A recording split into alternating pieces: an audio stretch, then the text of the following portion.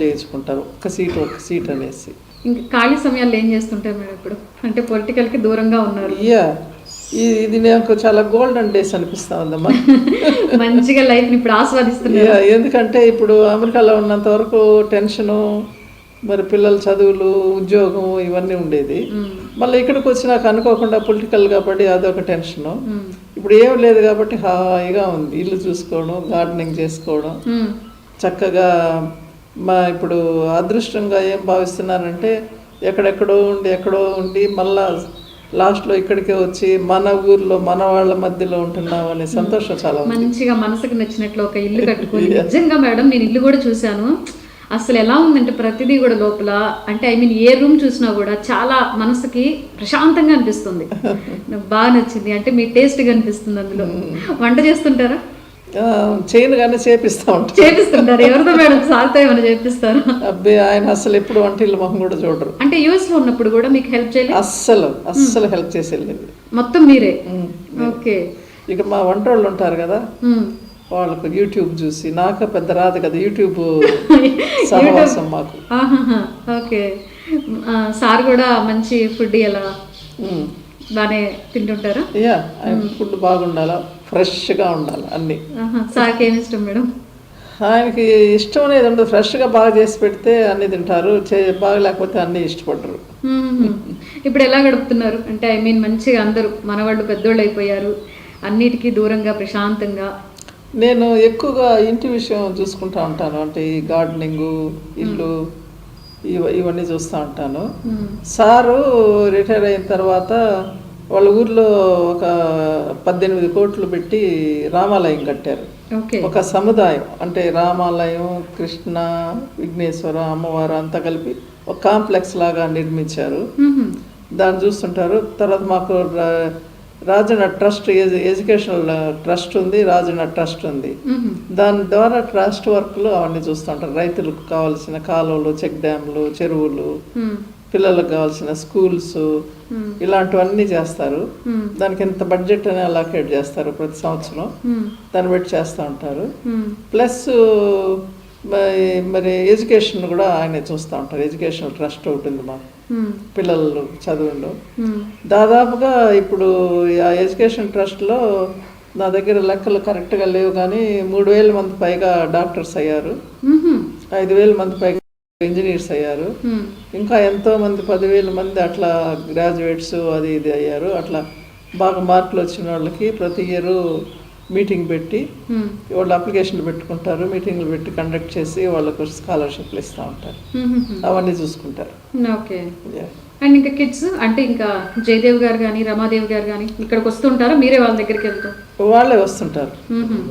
పండుగలు అవి కలిసి సెలబ్రేట్ చేసుకుంటారా? ఎక్కువగా సంక్రాంతి అనే దానికి మటుకు అందరం ఒక చోట ఉండాలనేది ఒక రూల్. అందరూ వాళ్ళు ఆ ఫ్యామిలీ మొత్తం అందరూ ఇక్కడే వస్తారు. సంక్రాంతికి అందరం ఒక చోట ఉంటాం. దాని పరంగానే పెద్ద ఇల్లు ఉండాలి, పిల్లలందరూ వస్తే అందరికి సరిపోవాలన్నట్టు ఇది పెట్టాము.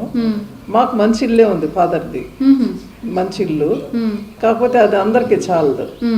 దాన్ని మ్యూజియంగా చేసేసి ఫాదర్ ఇక్కడే మీరు చూడొచ్చు, అమరావతి దాని పేరు. ఇప్పుడు అది కట్టినప్పుడే మా నాన్నగారు 4 sides అమరావతి అని బోర్డులు పెట్టి అన్ని భాషల్లో అమరావతి అని పెట్టారు. మ్యూజియంగా ఇప్పుడు అది ఇప్పుడు మ్యూజియంగా చెయ్యాలి, ప్లాన్ లో ఉంది. అందుకని దాన్ని కొట్టేది మళ్ళీ చేసేది ఇష్టం లేకుండా ఇటు వచ్చి కట్టుకున్నాం ఇల్లు. ప్రశాంతంగా ఉంది అసలు ఊరికి. అంటే ఊరికి చివరంటే ఏమంటారు, ట్రాఫిక్ లేదు, అంతా చూడడానికి ప్రశాంతంగా ఇటు పక్కన చూసి. ఇప్పుడు మా చుట్టూ హరిజనవాడ ఉంది. ఈ హరిజనవాడ ఎదురుగా క్వార్టర్స్ ఉన్నాయి, మరి ఇంకా పక్కనే ఫ్యాక్టరీ ఉంది. మీ ఫ్యాక్టరీకి కొంచెం దూరంలో ఇల్లు ఉంది. క్వార్టర్స్ మా ప్రెమిసెస్ లోనే ఉన్నాయి, ఎంప్లాయీ క్వార్టర్స్. మా చుట్టుపక్కల ఉండేదంతా మా హరిజనవాడ. ఓకే. అలాగే మీరు రచయిత్రి, సో అంటే స్వీయ రచన, అంటే మీ గురించి మీరు రాసుకోవడం జరిగింది. అండ్ అది ఎలా స్టార్ట్ చేశారు? మీకు అసలు స్టార్ట్ చేయాలని ఎలా అనిపించింది మేడం? అంటే నేను చిన్న స్టోరీస్ రాస్తూ ఉండేది. నేను ఐఎమ్ నాట్ ఏ మరి బార్న్ రైటర్, నేను రచయిత్రి కాదు. మీ నాన్నగారు రచయిత? మా నాన్నగారు రచయిత. సో ఆయన ప్రభావం మీ మీద ఎలా ఉంది మేడం? ఆయన వల్ల ప్రభావం ఉంది. అట్లా కాదు, నాకు ఎమోషనల్ టచ్, ఏదన్నా ఎమోషనల్ గా టచ్ అయితే నాకు వెంటనే రాయాలనిపించేది. అలా రాసానే కానీ నేను ఒక రైటర్ లాగా ఫీల్ అయ్యి ఇది రాసేయాలి అది రాసేయాలని ఎప్పుడు రాయలేదు. అట్లాగే అమెరికాలో ఉన్నప్పుడు కూడా మా తెలుగు వాళ్ళతో మా హస్బెండ్ తెలుగు అసోసియేషన్ ప్రెసిడెంట్గా ఉన్నారు. అప్పుడు ఒక అనుకున్నాం, అందరూ స్కాటరైజింగ్గా ఉండేవాళ్ళు, ఎక్కడ చూసినా తెలుగు వాళ్ళు అక్కడ ఎక్కడో వీళ్ళకి ఒక గమ్యం అంటూ లేకుండా ఉండింది. మా హస్బెండ్ ప్రెసిడెంట్ అయినప్పుడు అందరం కలిసి ఒక బుక్ ఉంటే బాగుంటుంది, బుక్ అనేది సమాజానికి నూరు లాంటిది, ఒక బుక్ పెడితే తెలుగు వెలుగు అని చెప్పనేసి ఒక బుక్ స్టార్ట్ చేశారు. ప్రింటింగ్ కూడా లేదు, చేతితో రాసేది, సైకిల్ స్టైల్ చేసేది, అందరికి పంపించేది అన్ని విషయాలు. అట్లా స్టార్ట్ చేసాము. అప్పుడు నన్ను ఆర్టికల్స్ రాయమనేవాళ్ళు, నాకు ఎమోషనల్ టచ్ ఏది ఉంటే అది రాసి పెట్టేదాన్ని నేను దానిలో. అట్లా మరి నాకు చిన్నప్పటి నుంచే కొంచెం ఏదైనా మనసుకు బాధ కలిగినా చేసినా నేను రాసేదాన్ని. దాన్ని మా నాన్నగారు బాగా ఎంకరేజ్ చేశారు. అట్లా రాస్తూ ఉండేదాన్ని ఆర్టికల్స్. మళ్ళీ ఈ స్వీయ చరిత్ర అనేది మా అమ్మాయి ప్రోద్బలంతో రాశాను. అంటే ఇందులో మొత్తం మీరు ఏదైతే చిన్నప్పటి నుంచి మీరు చిన్నప్పుడు బాల్యం దగ్గర నుంచి తర్వాత స్టడీస్, మీ రాజకీయం అంటే ఎప్పటి వరకు ఉంది మేడం ఇందులో మీది? ఆంధ్ర డివైడ్ అయ్యేంత వరకు రాశానమ్మా. అక్కడికి ఆఫీస్ అంటే దాదాపుగా 1000 పేజీలు ఉంది ఇది. అవును, అంతే, దాదాపు 1000 పేజీలు ఉంది. సో ఓకే, అంటే దీన్ని మీరు అంటే ఒకే టైంలో రాయడం జరిగిందా? అంటే స్టార్ట్ చేసిన దగ్గర అంటే స్టార్ట్ చేసి అదే మా అమ్మాయి కోర్స్ చేసినప్పుడు అక్కడ చేశాను ఒక 300 పేజీలు. మళ్ళీ ఇక్కడికి వచ్చాను. వచ్చిన తర్వాత 6 years దాని కథ మర్చిపోయినాను. మళ్ళీ కరోనా వచ్చింది. అప్పుడు నో టీవీ, మరి నో ఫ్రెండ్స్, నథింగ్ కదా, నో న్యూస్, నథింగ్, అంత బ్లైండ్ లైఫ్ అంతా. అప్పుడు కూర్చొని రాశాను 6 years తర్వాత రాశాను. కానీ మళ్ళా కూడా ఒక 2 years అలా గమ్మున ఉండిపోయింది. రైటర్స్ అందరూ కలిసి కోర్స్ చేసిన దానివల్ల మళ్ళీ ప్రింట్ చేశారు.